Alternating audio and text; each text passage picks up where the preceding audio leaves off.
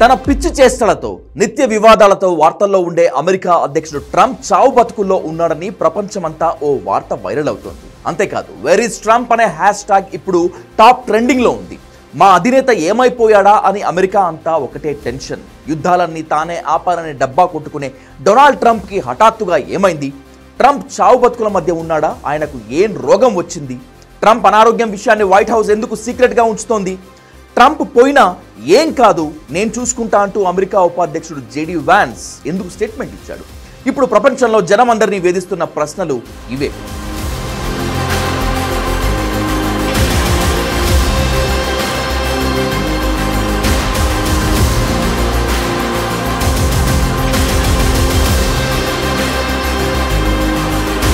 ఎప్పుడు సంచలన ప్రకటనతో వార్తల్లో నిలిచే అమెరికా ప్రెసిడెంట్ డొనాల్డ్ ట్రంప్ వారం రోజులుగా బయట కనిపించడం లేదు. ప్రెసిడెంట్ ఆరోగ్యంపై రూమర్స్ ఎక్కువయ్యాయి. అగ్రరాజ్యం అధ్యక్షుడు బయట కనిపించకపోవడంతో మిస్సింగ్ వార్తలు జోరందుకున్నాయి. ప్రతిరోజు మీడియాకి ఏదో ఒక వివాదాస్పద సమాచారం ఇచ్చే ట్రంప్ గత వారం మీడియా ముందుకు రాలేదు. ఏదైనా చెప్పాలనుకుంటే ట్రూత్ సోషల్ ద్వారానే వెల్లడిస్తున్నారు. ఈ వీకెండ్లో ఎలాంటి పబ్లిక్ ఈవెంట్లు వైట్ హౌస్ షెడ్యూల్లో లేకపోవడంతో అమెరికన్స్లో ఇంకా అనుమానాలు పెరిగాయి.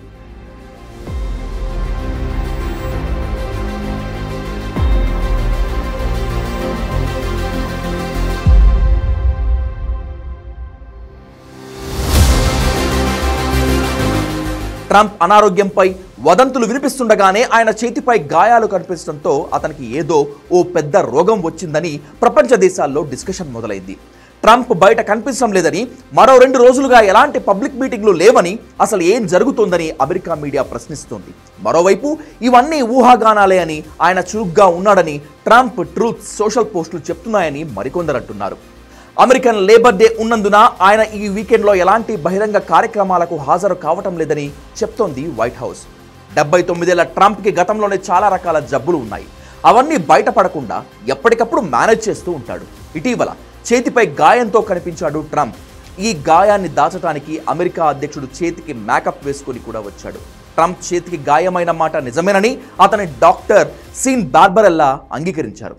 తరచుగా షేక్ హ్యాండ్స్ ఇవ్వటం, ఆస్ప్రిన్ వాడటం వల్ల ఇలా జరిగిందని చెప్పుకొచ్చారు. అయితే ఏది చెప్పాలన్నా నిమిషాల్లో మీడియా ముందుకొచ్చే ట్రంప్ 2 రోజుల నుంచి బాహ్య ప్రపంచానికి కనిపించలేదు. దీంతో ట్రంప్కు ఏమైందంటూ సోషల్ మీడియాలో డిస్కషన్ నడుస్తోంది.